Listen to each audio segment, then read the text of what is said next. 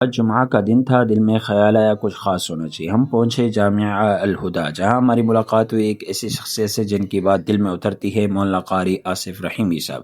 قاری آصف رحیمی صاحب نہ صرف ایک باوقار عالم ہیں بلکہ جامعہ الہدا کے ناظم اعلیٰ بھی ہیں۔ قاری فہیم صاحب نے محبت سے اجازت لی۔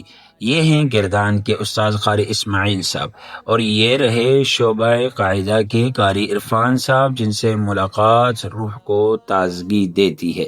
یہ ہیں نورانی طلباء جن کے چہروں پر روشنی اور دلوں میں قرآن ہے۔ پھر ہم مسجد سے نکلے اپنے اپنے گھروں کی طرف۔ دیکھیں چوکیدار پنگا لے رہا ہے کہ گیٹ نہیں کھولوں گا۔